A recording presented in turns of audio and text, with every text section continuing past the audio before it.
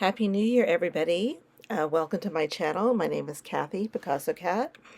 I've already started this, but I'm in this bowl, I'm putting in, well, first of all, let me tell you what I'm making. It's going to be no knead bread. This is the easiest bread you can make. So I put in, it takes 3 cups of bread flour, but I put 2.5 cups of bread flour and 1/2 cup of einkorn flour. Einkorn is an ancient grain that has not been altered in any way.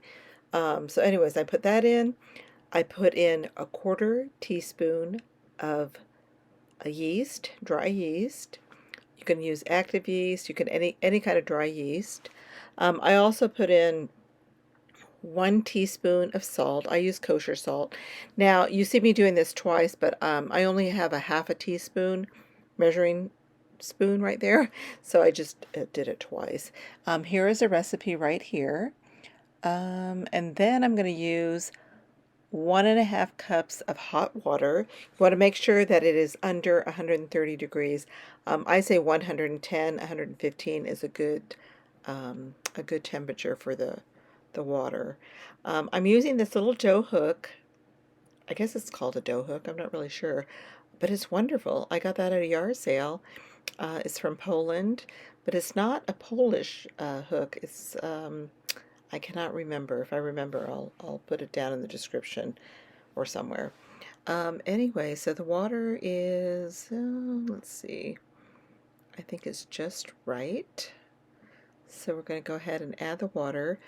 Um, Now I forgot to show you me actually adding the water, but I added the whole thing in, and I'm just kind of mixing it up with this little tool.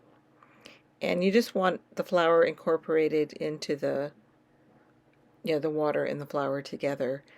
And you're just kind of making like a little shaggy dough, and but you're not working it too much because it is a no-knead dough. So that's all. I mixed it, and then I get this little scraper and just kind of scrape around the edge of the bowl. It's not necessary, but that's what I do. And I kind of fold it upon itself just a little bit to make sure that it's all well mixed together. And then I'm going to cover it with plastic wrap and just set it aside. It doesn't have to be in a warm place, just set it aside somewhere. What I like to do sometimes is turn the oven light on and just leave it in the oven for a while. You don't need to leave the light on if you don't want to, but if you want it, just if your house is cold and you want it just a nice little, cozy place, you could do that. And then you're going to wait about 3 hours, at least 3 hours. I'm coming back now after 4 hours because I had to go run some errands. So I came back, and that's what it looked like after 4 hours. And it doesn't rise a lot, but you will see some little bubbles in there. And I'm going to put it on a well-floured surface because it's very, very sticky. You can use your hands for this. I'm using a little silicone spatula because it works pretty good. And I'm folding it onto itself a few times, kind of stretching the dough just a little bit. I don't know if that's necessary. I'm going to put the link down below in the description of the original, oh, look at that bubble. Anyways, of where I found this recipe, and it's from Jenny Can Cook. And she doesn't mix it as much as I do, and it comes out just as well.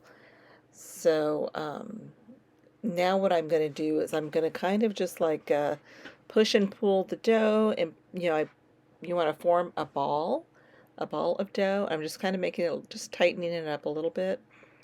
And again, Jenny, I don't think she does this, but it doesn't hurt. This is a nice technique for a lot of the no-knead breads, the sourdough bread especially.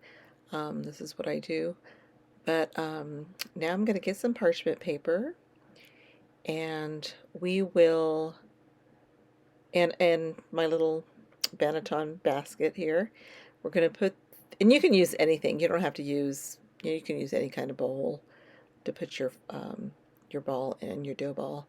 So as you see, I'm scrunching up the parchment paper. It just makes it fit better in the bowl, I think. So we're going to put that on the parchment paper and then put it directly in the little basket. And that's going to sit in there for about 30 minutes or however long it takes to preheat your oven. Now you want to preheat your oven to 450 degrees. Um, and I think mine took about 20 minutes. I know some ovens take longer. So anyways, okay, now it looks like, oh, that is the Dutch oven that I'm using. You do want to use preferably a Dutch oven, but if you don't have one, any kind of covered dish would do that is oven safe. But you do want a cover because what it does is it creates like a steam while the bread is baking, and that's what gives it its wonderful crunchy crust, and it's just really nice. It makes it a really nice um, vessel to bake in. So let's see, and then you want to heat it up. So while you're preheating your oven, you're also preheating your Dutch oven in the oven. So it looks like it's ready. It's probably been like 20-25 minutes. Take it out. Make sure you use hot pads. It's going to be hotter than heck. And sometimes I forgot one time about the lid, because remember your lid is very hot also. So then you're just going to take your dough, and let me see. I don't remember if I showed you what it looks like. Did I? I don't think I did. It's not going to rise a lot. It'll be a little bit puffier, but and that's okay because it's going to do all the rising during the baking process. So let me see. I'm doing a voiceover, which I'm not used to doing. So we're going to put that in with the parchment paper, cover it. You're going to let it bake for 30 minutes at 450 degrees. I forgot to show you what it looked like after I uncovered it, but this is after I baked it. I uncovered it and I baked it for another 15 minutes, and this is what it looks like. Now you want to wait till it cools completely before you cut it because it is still cooking and still baking. I know a lot of times it's very tempting to open it before, but it can get gummy if you cut it too soon. This smells delicious. Absolutely wonderful. This is actually the next day. I did cheat and cut a little piece off last night. You can see at the end there. But this is absolutely delicious. The smell is amazing. So anyways, thank you for watching. And I hope you try this and let me know how it turned out. And enjoy.